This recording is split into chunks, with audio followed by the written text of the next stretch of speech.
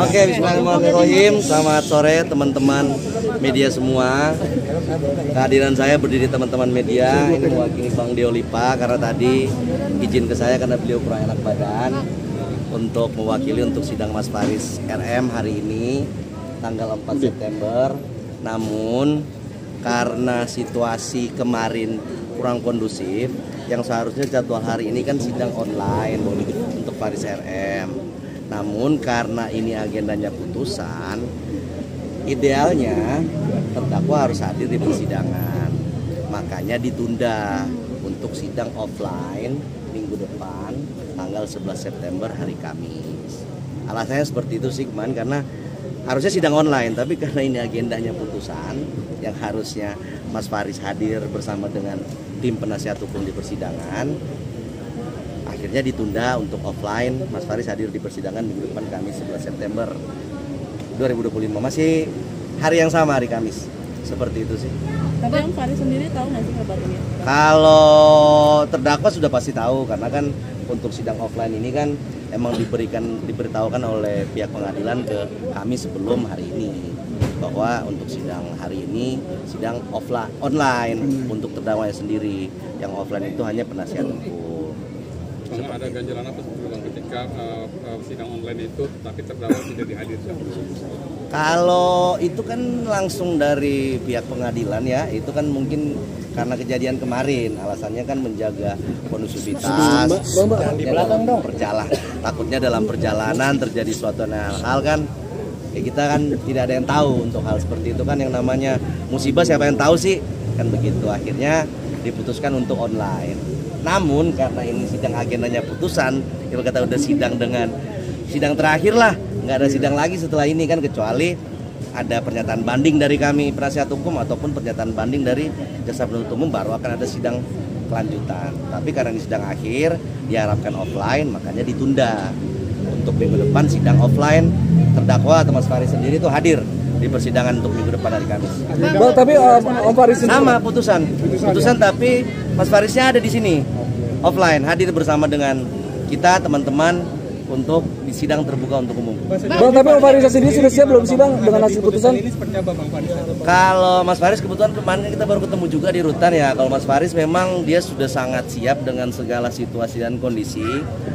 Beliau mengatakan ke saya, ya terima kasih bro sudah berjuang membantu saya. Apapun hasilnya beliau menerima, karena dia merasa ya dia sudah beretikat baik, dia sudah menjalani proses yang sudah selayaknya dia jalanin, dan apapun yang sudah dia sampaikan, pembelaan yang sudah dia sampaikan baik dari beliau sendiri maupun dari kami penasihat hukum, dan hasilnya nanti ketika tidak sesuai pun beliau mengatakan bahwa beliau akan menerima. Termasuk soal rehabilitasi ya kalau ditolak ya? Soal rehabilitasi itu kan sifatnya bisa berkelanjutan ya. Kalau untuk putusan ini misalnya ditolak rehabilitasinya, ya itu kalau bagi beliau sendiri ya dia mengatakan ke saya itu tidak masalah kan begitu.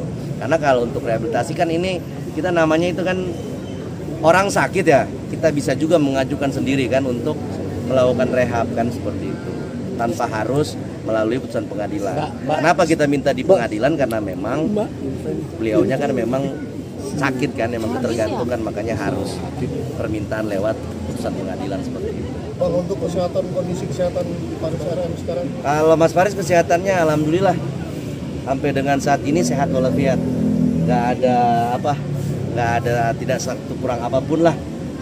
Untuk istri sering menjenguk juga?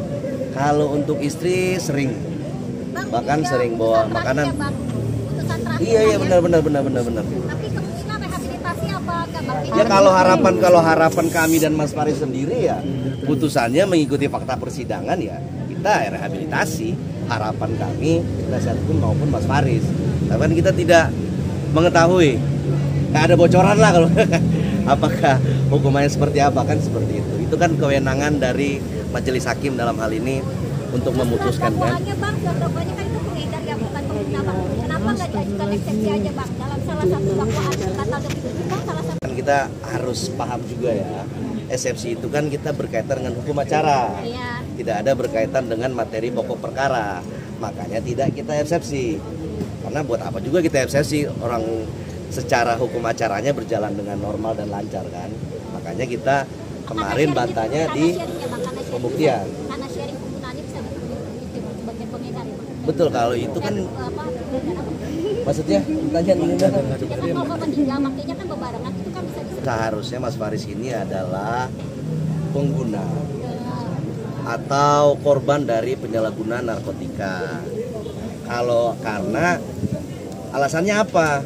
Saksi juga tidak pernah mengatakan bahwa Mas Faris menawarkan barang narkotika ini untuk dijual atau menawarkan kepada orang lain. pengedar Bang. Kan dia bukan pendistributor Bang. Apa karena sharing tadi masuk sebagai pengedar Bang? Nah itu kan yang kalau sempat dibaca ya di pledoi kami penasihat hukum maupun di duplik kami, itu yang saya bilang kegagalan dari tim kepolisian waktu awal sampai dengan tim kejaksaan dalam hal ini, mereka kan yang diberikan tugas sama negara untuk melakukan penyelidikan dan penyidikan.